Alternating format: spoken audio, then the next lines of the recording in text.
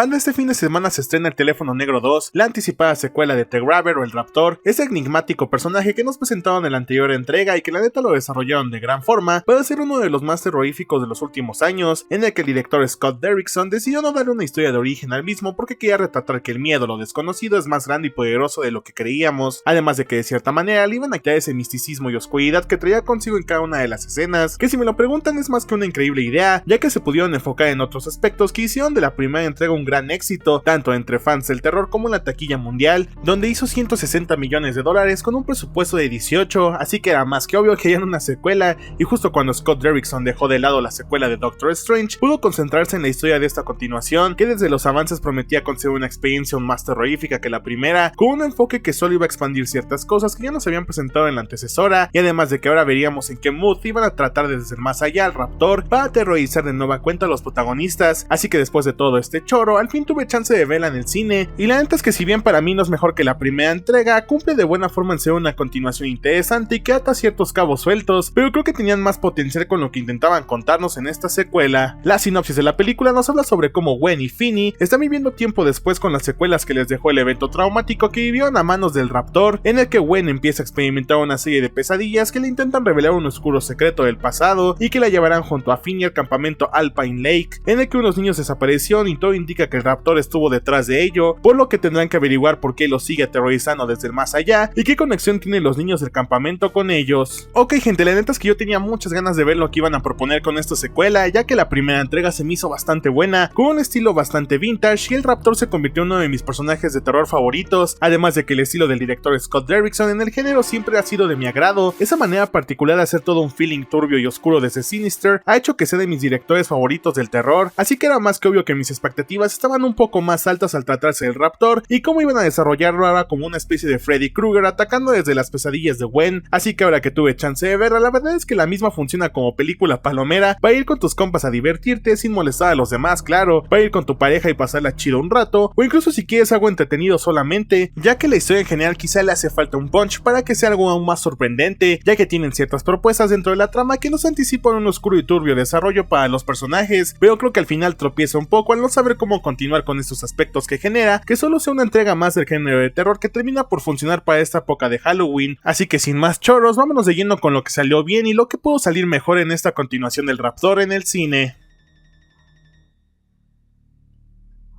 Para empezar, la historia de la película es más que interesante y bastante acorde para expandir de buena forma lo que ya conocíamos de la anterior entrega, ya que incluso desde esa película justifican el hecho de que el Raptor pueda aterrorizar a los personajes desde el más allá, pues sería raro que solo las víctimas puedan comunicarse con el resto y que él solo se haya creado como un simple humano, así que el hecho de que continúen con todo este tema de qué significa la muerte dentro de este mundo es muy chido, donde lo usan como una especie de pretexto para darnos un poco sobre lo que es vivir con las secuelas de haber sido parte de experiencias traumáticas, donde los miedos y los resentimientos solo llevan a los personajes a una soledad y un enojo del que es difícil desprenderse, combinado con ese tema de que vemos a los protagonistas crecer y madurar con todo su pasado tormentoso, por lo que de ese lado la trama funciona, pero del lado del terror es quizá donde puede encontrar sus puntos más débiles, por así decir, ya que si bien nos da un poco más de detalles de los orígenes del Raptor, hay algunos huecos que no terminan por convencerme sobre la conexión de él con los hermanos, como que siento que las ideas no eran malas, pero se presentan de formas un poquito abruptas, ya que vienen construyendo el tema de cómo el Raptor actúa desde el más allá, que de la nada te muestran un aspecto que hacen un poco más confusas las cosas, generando que al final no pudieran explotar más de todo lo que tiene que ver con el terror, y sea más una historia que se queda un poco a medias de su máximo potencial. No es mala, pero definitivamente sí le hizo falta más punch para hacerla aún más impactante y tenebrosa. Del lado del ritmo, quizá aquí es donde vemos cómo la especie de desequilibrio que hay en la historia le termina por cobrar factura, ya que como van construyendo de gran forma todo lo que tiene que ver con el Raptor y cómo intenta ejecutar su plan de venganza, así como el aspecto de los morritos que desaparecieron y se comunican con los protagonistas, genera que tengas una gran expectativa por ver de qué maneras macabras y turbias se va desarrollando este aspecto, que quizás sientas que el ritmo cae un poquito cuando vemos el drama de los protagonistas o cómo van investigando la conexión que intentan descifrar, donde si bien nos permite conocer las motivaciones y medios que tienen los mismos, la verdad sí rompe un poco con las tensiones que se van construyendo en ese sentido, porque te metes tan de lleno con el terror y hay uno que otro momento donde de verdad saltas de tu asiento con los jump scares o donde te empiezas a llevar las manos a los ojos para no ver cómo el Raptor empieza a ser de las suyas, que es un poco raro ver que el drama no supieron combinarlo de mejor forma con estos aspectos, generando que quizá el estilo de Scott Derrickson no se sienta tan impactante como en sus anteriores trabajos, como que incluso se llega a sentir que se siente un poco limitado en ese sentido, y no puedo manejar ese equilibrio que debe haber entre el drama y el terror, por lo que creo que Scott pudo darle un poco más de desarrollo a ciertas cosas de la historia, para darle esa contraparte al terror que construye en esta continuación, para hacer una experiencia más que entretenida y que sea más terrorífica que la antecesora.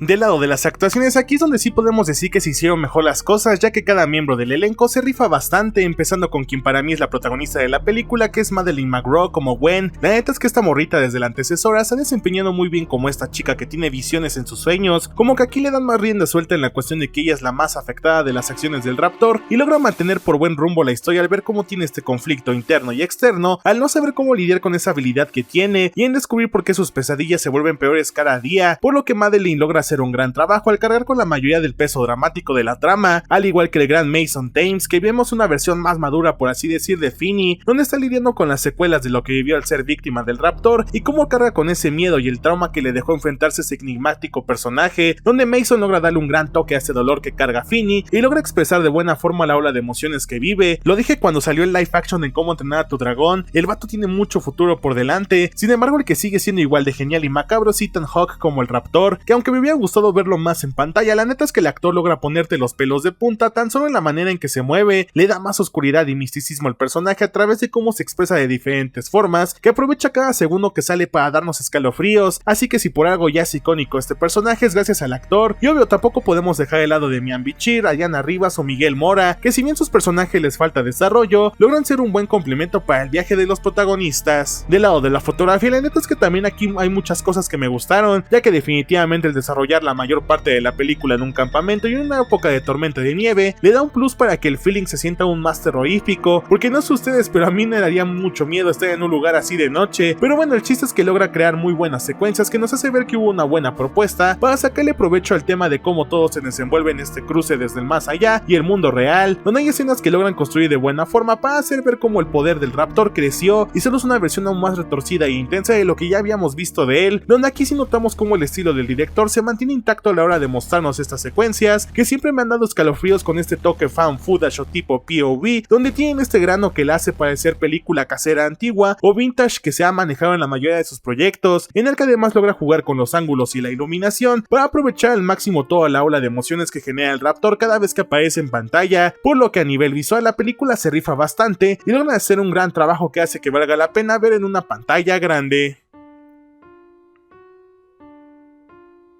En cuanto al diseño de producción y de los vestuarios, la neta es que también aquí logran sacarle aún más provecho a los escenarios donde se desarrolla la trama, así como lo que intenta proponer con la misma, en el que debemos empezar en que ahora hacen ver aún más tenebroso al Raptor, donde ahora se ve como si hubiera pasado el tiempo sobre él y se ve más demacrado, pero a la vez más imponente, además de que tiene toques más gore e intensos en cuanto a los actos que comete a lo largo de la trama, donde la forma en que lo hacen ver desde el más allá, combinado con ese estilo de película vintage que tiene el director, sí cumplió su función hacerlo ver más terrorífico, donde verlo desenvolverse en este ámbito más frío y oscuro ayuda a que su imagen se vea aún más dominante, que combinado justo con este otro tema de que hicieron ver este hecho de que todo se desarrolla en un campamento, se hace ver aún más como una especie de feeling nostálgico, muy al estilo de los 80 y obvio, donde también hacen relucir detalles que presentaron en la primera entrega, como todo esto que tiene que ver con escuchar voces desde el más allá a través de un teléfono, lo supieron ampliar de buena manera, por lo que todo lo que tiene que ver con los detalles de producción fueron bien trabajados. Tampoco podemos dejar de lado la música de la película, la cual también es muy característica